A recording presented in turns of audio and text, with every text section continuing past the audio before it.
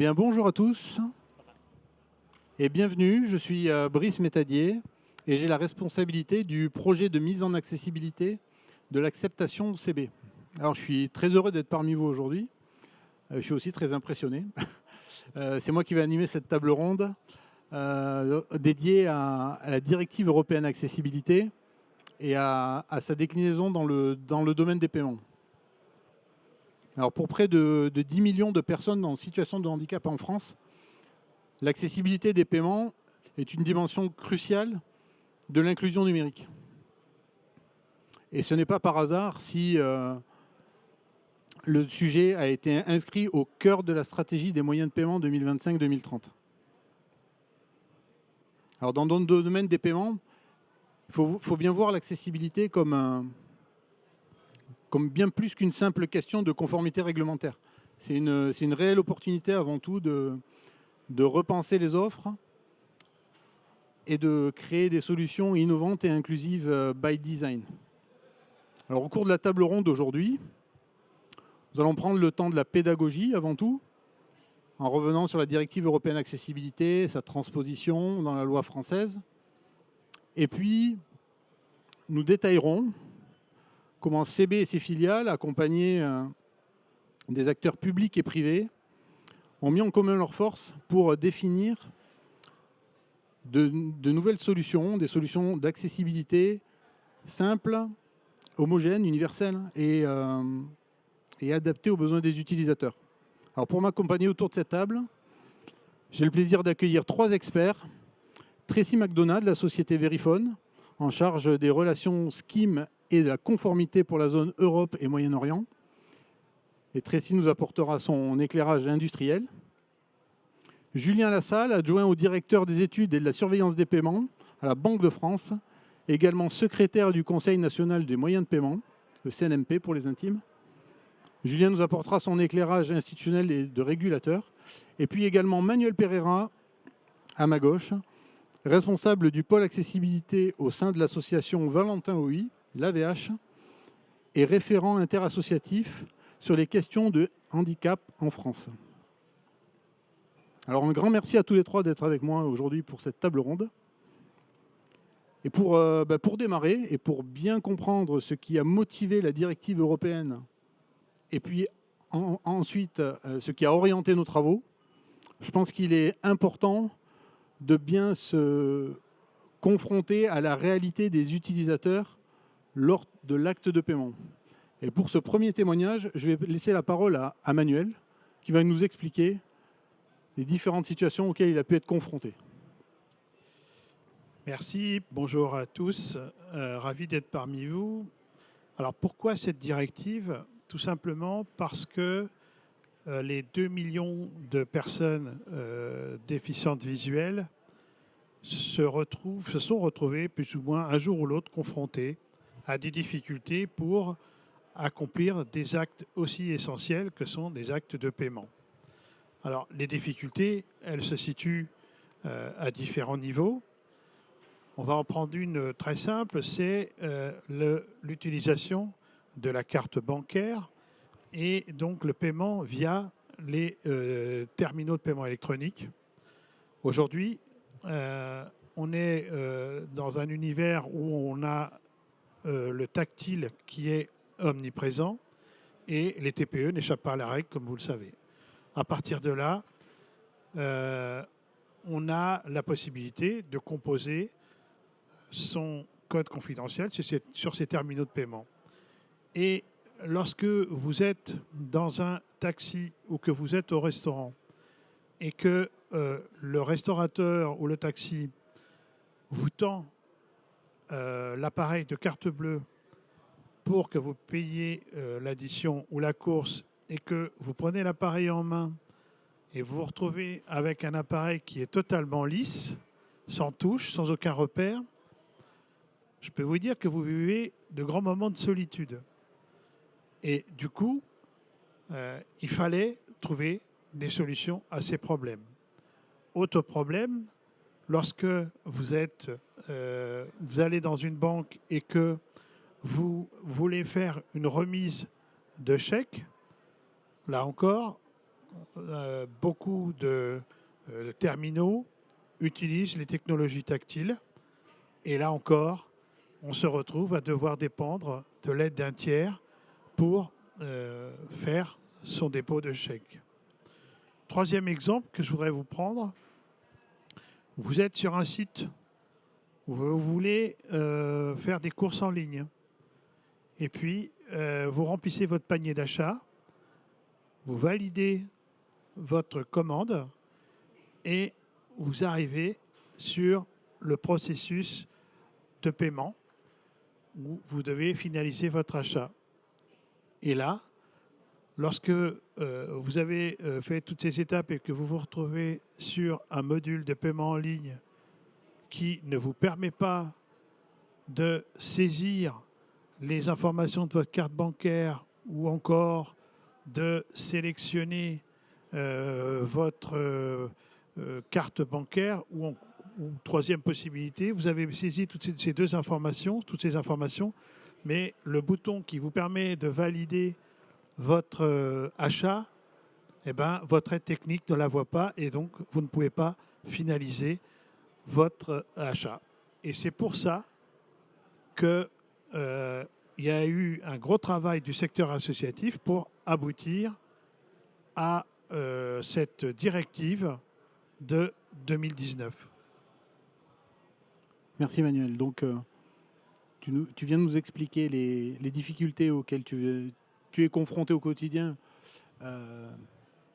Tu viens de nous introduire la démarche de la directive. J'aurais souhaité, moi, transmettre le micro à Julien pour qu'il puisse nous détailler justement quelles ont été les décisions des pouvoirs publics par rapport à ce constat et ces difficultés.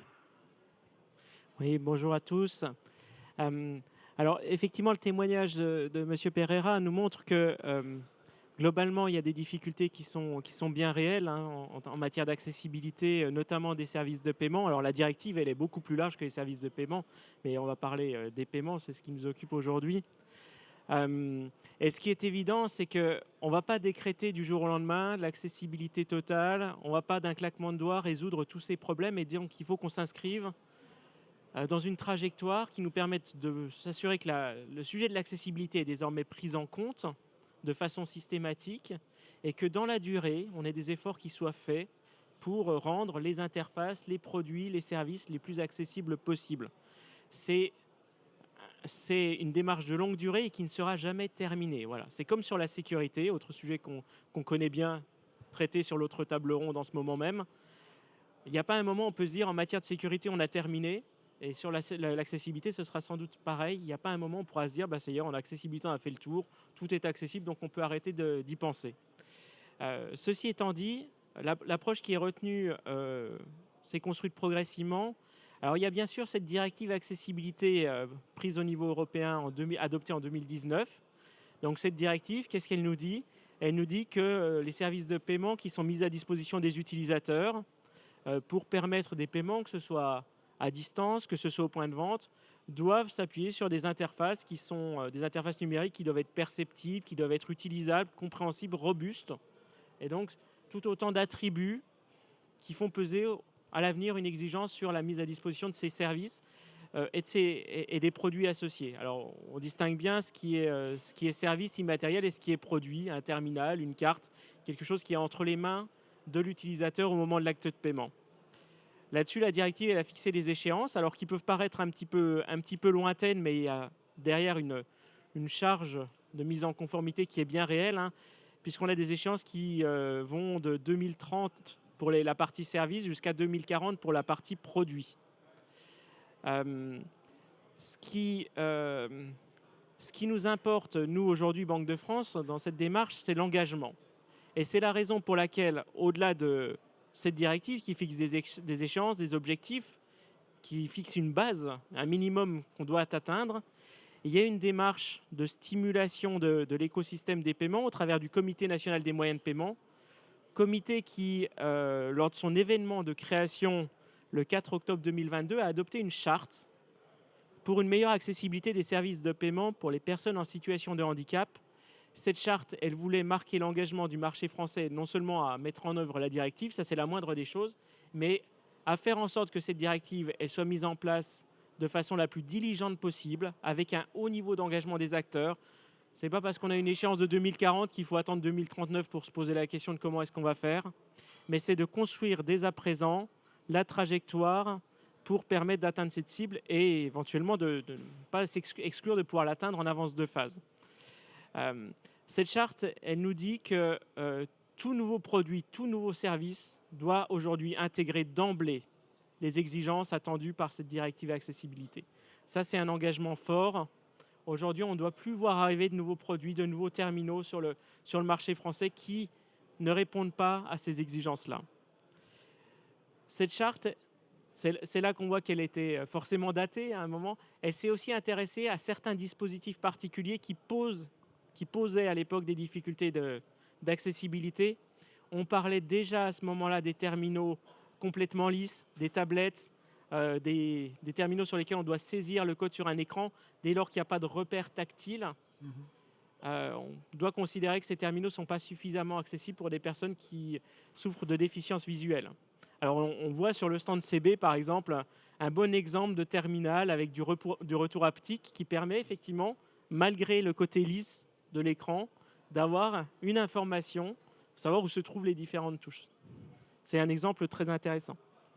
On s'est intéressé aussi à la partie physique des choses, c'est-à-dire au-delà du handicap visuel, le handicap physique, on a des personnes qui sont en fauteuil roulant, qui doivent pouvoir accéder aux terminaux, qui parfois sont positionnés trop haut dans les magasins.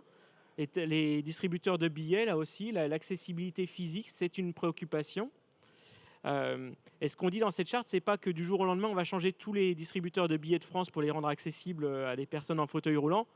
Par contre, ce qu'on dit, c'est que quand il y a des projets d'installation de nouveaux DAB, de mutualisation de distributeurs de billets, eh bien, il faut donner la priorité, conserver les DAB qui présentent le plus haut niveau d'accessibilité. Voilà, ce n'est pas juste une question de niveau d'offre que peut fournir le terminal, mais c'est aussi son caractère accessible ou non. Et puis cette charte, elle nous dit aussi que technologiquement, on peut faire beaucoup de choses pour essayer d'améliorer l'accessibilité en travaillant sur les interfaces, sur les produits, sur leur disposition dans l'espace. Tout cela ne se substituera jamais à l'assistance que doit pouvoir apporter la personne qui fournit le service. Quand on est dans une relation bancaire, effectivement, on a un banquier au guichet qui doit être en mesure d'apporter une assistance et de comprendre qu'en fonction du handicap de la personne qu'on a en face de soi, eh bien, il va falloir l'aider de telle et telle façon.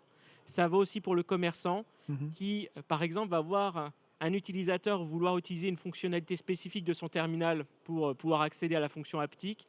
Il ne faut pas que le commerçant prenne peur et se dise « Oh là là, qu'est-ce que cette personne est en train de faire avec mon terminal de paiement? Il est en train d'appuyer sur des touches, je ne comprends pas. » Voilà, donc c'est très important que derrière les services qu'on va pouvoir mettre à disposition, eh bien, il y a toute une logique d'accompagnement et faire en sorte que les personnes qui sont physiquement présentes soient en capacité d'assister leurs utilisateurs. Merci beaucoup, Julien. Donc tu viens d'évoquer la directive et son caractère transverse et multisectoriel appliqué au domaine des paiements. C'est pour ça qu'on est là. Au paiement par carte et par mobile, au paiement en magasin, au paiement en ligne, au paiement sur automate. Manuel, tu as parlé également au retrait, aux automates services multibancaires. Voilà, c'est typiquement le périmètre, pour descendre l'entonnoir, si je veux dire, c'est typiquement le périmètre sur lequel CB est intervenu aujourd'hui dans la déclinaison de l'accessibilité à l'acceptation. Alors, pour apporter des réponses pragmatiques aux difficultés dont Manuel nous a parlé tout à l'heure, CB a proposé en fait à l'ensemble de l'écosystème de l'acceptation une démarche collaborative et collective. Et l'objectif de cette démarche, c'était de faire la synthèse entre les différentes initiatives des industriels à droite à gauche, les confronter avec les problématiques des utilisateurs et arriver à définir une base commune d'accessibilité pour l'ensemble des solutions de l'acceptation CB. Alors, c'est des travaux que nous avons principalement menés entre octobre 2023 et mars 2024, juste après la sortie de la transcription en loi française de la directive. Et c'est d'ailleurs une démarche, alors on ne l'a pas évoqué tout à l'heure, mais c'est d'ailleurs une démarche qu'on a présentée au Conseil national des moyens de paiement en novembre 2023, qui a été plutôt bien accueillie. Pour rentrer dans le détail de cette démarche, moi, j'aurais souhaité passer la parole à Tracy pour qu'elle puisse nous apporter son éclairage d'industriel par rapport au retour d'expérience qu'elle a de par le monde sur ses travaux d'accessibilité et de par l'accueil qu'elle a pu faire à cette démarche collective. Merci Brice. Comme a bien décrit avec mes partenaires ici, la directive européenne sur l'accessibilité et la transition vers le clavier tactile rendent l'accessibilité plus essentielle que jamais pour les industriels comme Verifone et les autres sur terrain en France et en Europe. Et comme Verifone a une présence majeure et solide en Europe, la stratégie d'accessibilité est bien intégrée dans le cœur de notre stratégie en Europe, même aussi globalement. Verifone a dédié une task force qui est basée en Europe justement pour piloter ce projet avec nos collègues qui sont aussi à l'international. Depuis 2018, Verifone a lancé une solution qui était la première solution, qui est maintenant une base de toutes les références de Bulta 3 et toutes les discussions que nous avons aujourd'hui qui nous amènent vers les associations des aveugles et les non-voyants. Nous avons travaillé avec l'association AVH depuis 2018. Justement pour avoir le retour réel des gens qui sont impactés par les solutions des écrans tactiles. Depuis 2019, nous faisons partie de groupes de travail avec CB. Nous avons bien travaillé et utilisé la solution Verifone Navigator comme une base qui montrait exactement qu'est-ce qui est possible et qui était disponible à cette époque. Et après, le fait évoluer selon les retours que nous avons reçus de la part de les associations en France, en Europe et aussi au Brésil et en Australie. Aujourd'hui, le challenge que nous avons en tant qu'industriels, c'est l'harmonisation des spécifications techniques au niveau Europe. En France, les travaux que nous avons faits ensemble avec CB, ça a créé une base de spécifications qui nous permettent justement de faire évoluer ce type de solutions. Mais sans l'harmonisation des spécifications, ça ralentit et ça freine les évolutions au niveau global. Et après, le résultat qu'il n'y a pas d'harmonisation ou de solutions homogènes quand il y a une personne qui est en situation de handicap. C'est-à-dire que si, par exemple, Manuel se trouve chez Dupont, la solution va montrer un parcours qui est différent. Donc, chaque fois quand il essaie de terminer un achat, il faut qu'il apprenne la solution. Donc ça, c'est difficile. Et l'objectif pour Verifone, c'est avoir une solution qui est globale et qui est aussi homogène pour les utilisateurs, n'importe quel pays on se trouve aujourd'hui. Donc nous continuons à travailler avec les associations et aussi avec CB. Et j'espère que le travail que nous avons déjà fait va créer une base, un modèle qui va inspirer au niveau européen que tous les standards techniques soient harmonisés. Merci beaucoup, Tracy. Ouais. Alors effectivement, tu parles de ce travail de co-construction. Après un travail, il y a des résultats. Et ces résultats, en fait, ils prennent la forme aujourd'hui, pour l'acceptation CB, de 4 grandes fonctions d'accessibilité. Et pour les décrire, je me tourne vers toi, Manuel. Et en écho à ton premier témoignage, j'aurais souhaité que tu puisses nous décrire exactement quels étaient ces résultats. Alors, je rejoins naturellement ce qui vient d'être dit et le travail qui a pu être fait, notamment en partenariat avec CB, mais avec des industriels comme Verifone pour réfléchir à trouver des solutions qui nous semblent opportunes pour les personnes que nous représentons, donc les personnes aveugles et les personnes malvoyantes. À ce titre, on a donc imaginé plusieurs possibilités, plusieurs options d'accessibilité sur les terminaux.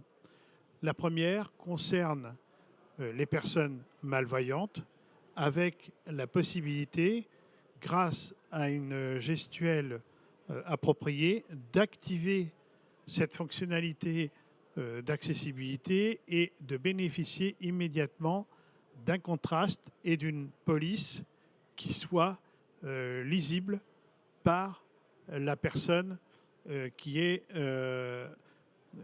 malvoyante.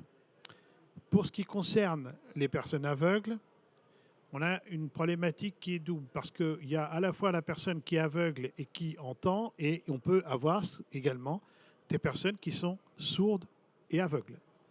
Pour le coup, il y a deux technologies qui ont été proposées dans les spécifications. Une technologie avec un repère sonore pour identifier le clavier virtuel en partant du haut à gauche de l'écran avec son doigt et en le faisant glisser. Du coup, on va trouver le schéma du clavier virtuel, et ce glissement du coin gauche de l'écran, à partir du coin gauche de l'écran, va également masquer l'écran pour les personnes qui sont autour de la personne qui est aveugle. Donc, repère sonore, première option. Et deuxième option sur le terminal, un repère haptique. Alors, l'haptique, c'est quoi? C'est la vibration de l'écran, et donc la vibration au moment où le doigt passe sur les chiffres du clavier virtuel. C'est un élément important. Autre élément qui a été intégré, c'est la restitution vocale de la somme que la personne va devoir payer, de la confirmation de la saisie du code, que le code est correct ou pas, et enfin la confirmation de la validation de la transaction. Donc ça, c'est pour les terminaux de paiement de façon synthétique, parce qu'on pourrait aller dans le détail. Et enfin, autre option qui a été mise en place, elle concerne les modules de paiement. Aujourd'hui, comme je vous le disais tout à l'heure, on a un certain nombre de difficultés sur les modules de paiement en ligne pour pouvoir finaliser les achats et saisir les informations de sa carte bancaire pour finaliser l'achat. Eh bien, dans les spécifications, on renvoie vers un référentiel qui aujourd'hui est le référentiel général d'amélioration de l'accessibilité, RG2A, pour que les entreprises qui proposent ces modules puissent être en mesure de proposer soit elles-mêmes, soit à des clients professionnels, des solutions de paiement qui sont parfaitement accessibles et qui du coup pourront être parfaitement utilisables par les personnes aveugles et les personnes malvoyantes. Alors, le RG2A, Manuel, est-ce que tu peux nous rappeler ce que c'est, s'il te plaît? Alors, le RG2A, c'est le référentiel général d'amélioration de l'accessibilité. C'est le référentiel qui est actuellement en vigueur en France pour l'accessibilité des sites Internet et qui est sur sa version 4.1, qui va d'ailleurs évoluer prochainement. Et c'est un référentiel qui est adossé aux normes internationales de l'accessibilité qu'on appelle les WCAG et qui sont des standards d'accessibilité qui sont valables au niveau international. Écoute, merci beaucoup Manuel. Donc ces 4 grandes fonctions d'accessibilité, moi, je vous invite à passer au stand CB où elles sont mises en démo, Julien l'évoquait tout à l'heure. L'activation du mode accessible, effectivement, l'affichage haute visibilité, la synthèse vocale et les principes de navigation avec le retour haptique. Super, merci beaucoup Manuel. Alors vous allez me dire, ok, on a défini ces grandes fonctions d'accessibilité, mais maintenant comment on les met sur le terrain? En fait, On a intégré ces grandes fonctionnalités dans le standard par l'intermédiaire de franchise, dans le standard FRV6. On a donc créé une spécification dédiée qui s'appelle le bulletin 3 accessibilité dans notre jargon et qui a été publiée à destination de l'ensemble des industriels en septembre 2024. Donc depuis septembre 2024, c'est disponible et c'est prêt à être implémenté. Alors ce bulletin, il couvre les différents domaines dont on a parlé tout à l'heure et je les reprends. Hein. C'est le paiement en magasin, sur automate, en ligne et également le retrait d'espèces et les automates multibancaires. Alors cette spécification, une fois qu'elle est déterminée, qu'on a donné les règles du jeu aux industriels et qu'on s'est mis en situation de les tester, je vais y revenir après. Donc à partir de quand, vous allez me dire, à partir de quand ça s'applique? Donc c'est l'occasion d'en parler. À partir du 28 juin 2025, donc qui est la date de rentrée en vigueur de la réglementation en France, on a aligné nos calendriers de telle sorte à ce qu'à partir de cette date-là, toutes les nouvelles solutions d'acceptation qui se présentent à l'agrément CB soient soumises donc à ce bulletin et on vérifie leur conformité. Alors bien entendu, il y a des équipements qui sont déjà sur le terrain et ces équipements qui sont sur le terrain sont également éligibles à la vérification de la conformité à ce bulletin dès lors qu'il y a des implémentations d'industriels qui sont disponibles et qui permettent de vérifier ça. Alors l'ensemble de ces vérifications de conformité sont aujourd'hui vérifiées par nos laboratoires Elite. Donc par rapport à ces... on voit donc...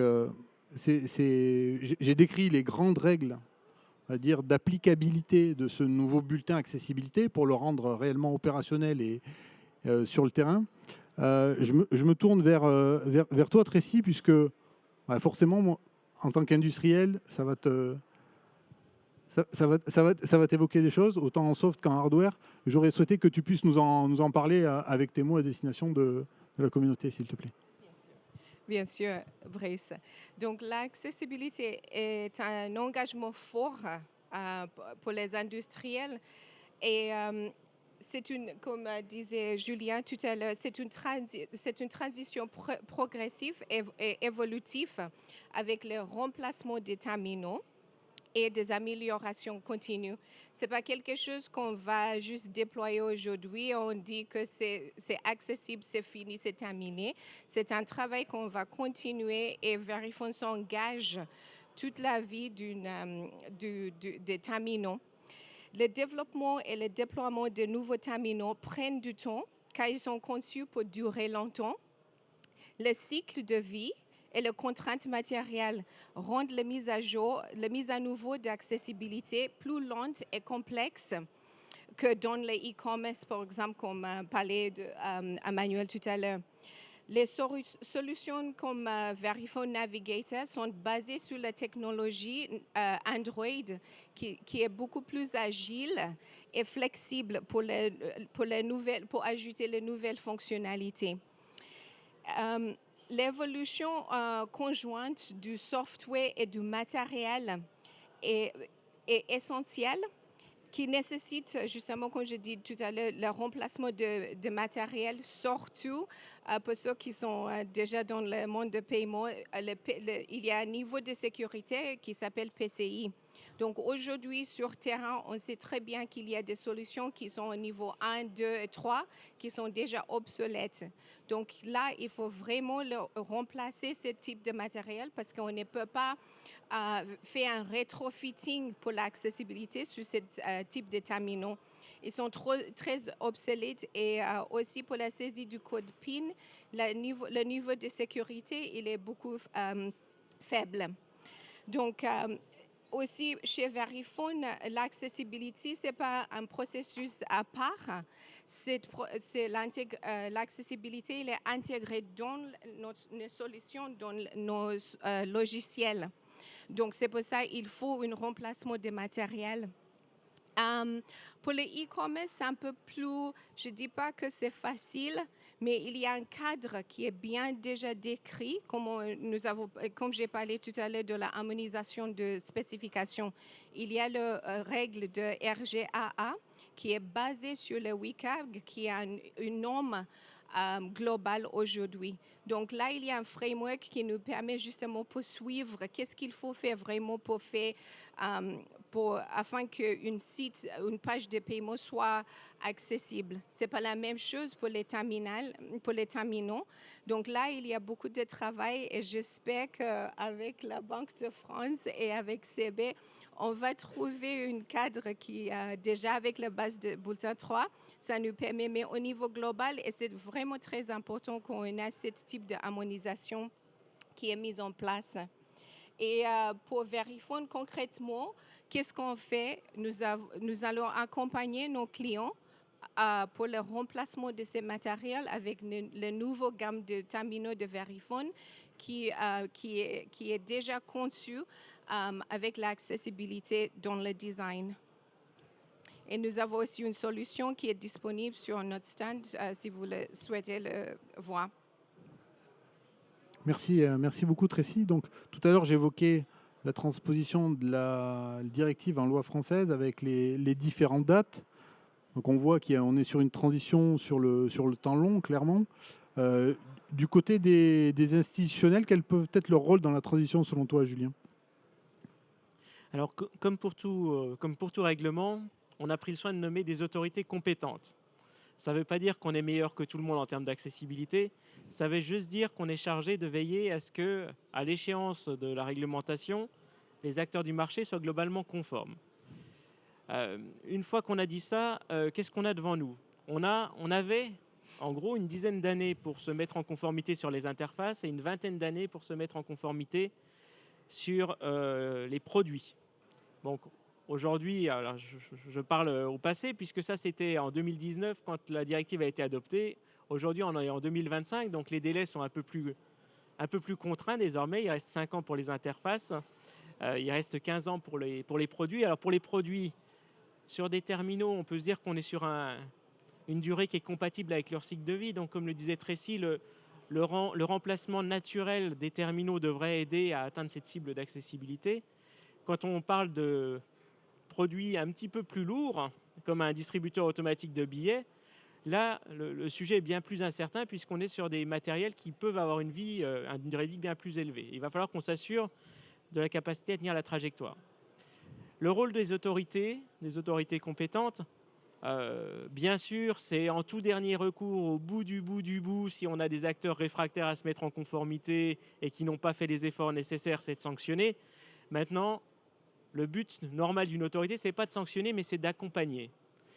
Ce qu'on fait dans ce cadre-là, c'est déjà de s'assurer que cette préoccupation d'accessibilité, elle est bien aujourd'hui présente sur l'ensemble de la chaîne des paiements.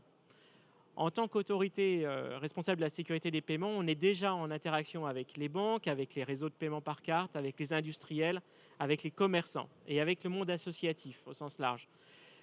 Ce qui nous importe, c'est d'arriver à générer le même élan et la même concertation sur ces sujets d'accessibilité qu'on est capable de le faire sur les sujets de sécurité et de faire en sorte que les acteurs du marché, quand ils innovent, quand ils évoluent, se posent les bonnes questions. On est aussi capable de jouer le rôle de boîte aux lettres. Et on le voit aujourd'hui au quotidien, des associations comme l'AVH nous remontent des problématiques qu'ils observent auprès d'une banque en particulier, d'un acteur en particulier. Et dans ce cas-là, on a ce rôle de jouer à mettre en relation les acteurs et de faire en sorte qu'il y ait un dialogue qui se construise sur telle solution. Voilà. Une page d'authentification qui subitement est devenue inaccessible parce qu'il y a une mise à jour qui fait que tout ce qui est synthèse vocale, par exemple, ne fonctionne plus, eh bien, c'est important que très vite, la banque soit capable de proposer une solution. Ça vaut pour les banques, parce que c'est les fournisseurs de services de paiement. Ça vaut aussi pour tout intermédiaire, tout acteur qui a un rôle dans cette interaction avec les utilisateurs. Et puis, on a aussi un rôle de vigie par rapport à d'autres réglementations qui viennent mettre à mal ces enjeux d'accessibilité. Je vais vous donner un exemple qui est aujourd'hui un petit peu derrière nous. La mise en conformité à la DSP2, donc la mise en place de l'authentification forte pour les paiements sur Internet. Il y avait un choix de place qui était assez naturel de se diriger vers les applications bancaires sécurisées parce que c'est fluide, parce que c'est plus sécurisé que d'autres modes d'authentification. Il n'empêche que ce type de solution n'est pas forcément à la portée de tout le monde, que ce soit pour des raisons de handicap, mais ça peut être aussi pour des raisons de niveau d'équipement ou de capacité à traiter sur des terminaux électroniques. Et donc là-dessus, la Banque de France a imposé aux acteurs de marché de systématiquement proposer des solutions d'authentification alternatives. Dans certains cas, ça a été sous forme de boîtier confié à l'utilisateur. Dans d'autres cas, ça a été le maintien d'authentification par SMS ou par serveur vocal interactif. Voilà, autant de pistes différentes qui ont permis d'assurer que dans cette transition vers une réglementation qui parlait de sécurité, on a été capable d'embarquer cette dimension accessibilité. Il faut qu'on soit capable de le faire aussi à l'avenir pour d'autres réglementations. Merci beaucoup, Julien. Donc, on vient de vous raconter l'histoire du bulletin 3 accessibilité, finalement, du départ jusqu'à ces règles d'application et ce qu'il y a dedans. Moi, ce que j'aurais souhaité évoquer avec toi, Manuel, maintenant, c'est les défis qui sont encore devant nous. Et moi, je pense notamment à celui de la gestion du changement auprès de l'utilisateur. On met en place des solutions accessibles, homogènes à l'ensemble de l'acceptation, mais toujours est-il qu'il faut informer et former les personnes. Est-ce que tu peux nous en dire plus, s'il te plaît? Oui, alors il y a un travail très important d'accompagnement au changement qu'il faut qu'on fasse auprès des personnes concernées par le handicap visuel. Et ce travail, à notre niveau, il doit se faire d'une part par de l'explication. Pourquoi quand j'utilise un terminal de paiement et que je mets mon casque, je ne peux pas avoir vocalement les chiffres que je saisis sur mon clavier pour saisir mon code confidentiel, mon code PIN. Voilà, donc ça c'est des explications, expliquer, c'est de la sécurité, il y a des raisons sécuritaires derrière, très importantes, bon voilà. Donc ça c'est le travail d'explication et il y a un travail qu'il va falloir faire qui est un travail de formation. C'est-à-dire qu'il va falloir former sur l'ensemble du territoire français les 2 millions de personnes aveugles ou malvoyantes, et même plus, puisqu'avec le vieillissement de la population, on aura des chiffres qui vont être plus importants. Donc former toutes ces personnes à l'utilisation des nouvelles technologies qui vont arriver pour qu'elles puissent réaliser leur paiement dans les meilleures conditions et utiliser ces nouvelles technologies que sont l'haptique et autres. Et donc ça, c'est un vrai travail de terrain qu'il va falloir qu'on fasse, qui va prendre du temps et dans lequel on a besoin à la fois des institutions bancaires, mais également des industriels qui doivent nous épauler sur ce travail, parce que sans ça, on ne pourra pas y arriver. Et puis, eh bien, des associations comme la nôtre qui vont devoir faire un vrai travail de terrain, comme elles l'ont fait au moment de l'arrivée de l'euro, où on a fait un vrai travail de formation des gens sur l'appropriation des espèces en euros.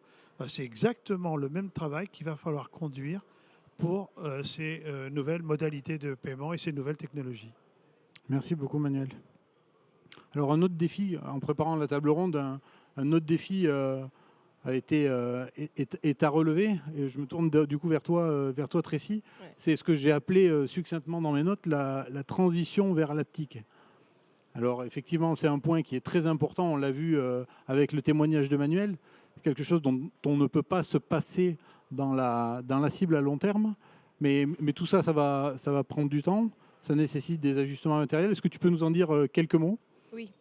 Effectivement, l'haptique est une avancée majeure pour l'accessibilité pour des personnes en situation polyhandicap, c'est-à-dire aveugles et sourdes.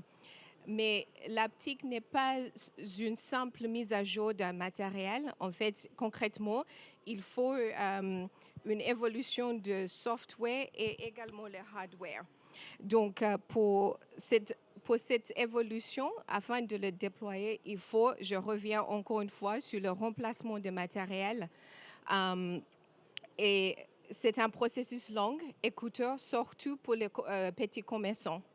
En France, nous avons déjà vécu ce type de transition dans l'écosystème CB, par exemple sur la migration de terminaux de Bulletin 5.2 vers 5.5 et puis FRV6 aujourd'hui. Donc, il faut vraiment accompagner les petits commerçants et les grands commerçants pour les convaincre afin qu'ils remplacent les matériels qui sont sur Terra aujourd'hui. Mais comme nous avons tous dit, c'est un travail qui prend un peu de temps. Donc, c'est le travail que nous, comme Verifone, on s'engage dans notre stratégie pendant cette période de transition. Le travail il est déjà commencé. Donc, on va continuer avec cet engagement de le remplacement de matériel qui sont sur Terra aujourd'hui. Merci beaucoup, Tracy. Alors, on est descendu en entonnoir sur l'acceptation CB, qui est une part de tout le sujet autour de l'accessibilité. Moi, j'aurais souhaité repasser la parole à Julien pour réélargir le débat, parce que l'accessibilité, ça n'est pas que l'acceptation CB sur laquelle on a fait un focus, c'est bien plus large. Est-ce que tu peux nous en dire 2 mots, s'il te plaît ? Oui, bien sûr, d'autant plus que le Comité national des moyens de paiement a adopté à l'automne dernier une nouvelle stratégie nationale pour 2025-2030 dans laquelle il y a un objectif qui est vraiment dédié au sujet d'accessibilité. Et pour une raison toute simple, c'est que l'accessibilité, c'est ce qui ouvre la porte vers le libre choix de l'instrument de paiement. Et c'est quelque chose à laquelle nous, en tant que banquiers centraux, on est très fortement attachés. En pratique, on a bien sûr la question du handicap qui est quelque chose de très important pour nous. On a d'autres clivages parmi les utilisateurs. On a bien sûr les biais liés à l'âge. Certaines populations ont plus tendance à utiliser des moyens de paiement comme les espèces ou le chèque, quand d'autres sont plus portés vers les technologies numériques. On a des questions d'inclusion, avec des questions autour de l'électronisme, l'accueil de populations défavorisées, le cas des populations réfugiées par exemple.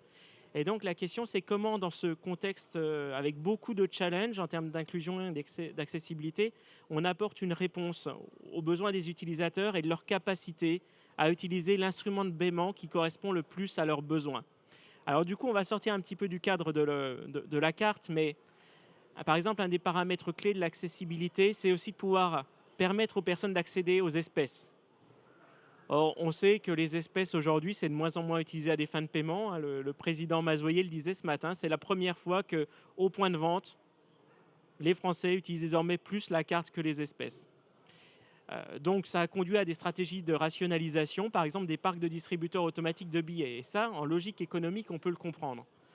Par contre, ce qui nous importe, c'est que quelqu'un qui a besoin d'accéder aux espèces parce que c'est le mode de paiement dont il a besoin, parce qu'il n'est pas à l'aise avec les techniques, avec les technologies, avec les cartes, avec les codes confidentiels, parce que disposer d'espèces lui permet de savoir en permanence de combien il dispose réellement, eh bien, la promesse que l'on fait, c'est que ces personnes puissent accéder sans avoir à faire trop de distance, s'il est à la campagne, quelques kilomètres, quelques minutes de voiture, s'il est en ville, qu'il ait à sa disposition un point d'accès aux espèces qui peut être un terminal de type DAB ou qui peut être un système de type cash in shop ou cashback, donc permettre de récupérer des espèces auprès d'un commerçant.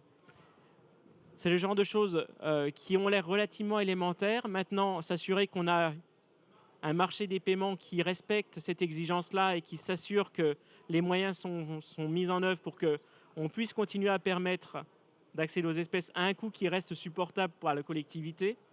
Voilà, ça c'est un challenge. Même question par exemple qu'on peut avoir sur l'usage du chèque et comment est-ce qu'on permet une utilisation du chèque qui reste relativement sûre dans un contexte où ce moyen de paiement là aussi est plutôt en extinction. Des challenges qu'on a devant nous et qui sont vraiment au cœur de nos stratégies nationales. Alors bien sûr, la question de l'accessibilité, de la directive européenne, du handicap, c'était des questions fondamentales. Ça s'inscrit dans un cadre vraiment très très large de permettre à tous les Français, tous nos concitoyens d'accéder aux moyens de paiement dont ils ont besoin et d'être capables de s'en servir lors de leurs transactions au point de vente ou sur Internet. Merci beaucoup Julien. Écoutez, cette table ronde est désormais terminée. Je vous remercie pour votre attention à tous. J'adresse un merci tout particulier à mes 3 intervenants aujourd'hui. Merci beaucoup. Bonne fin de journée et voilà, à très vite dans les allées de CB. notamment au stand.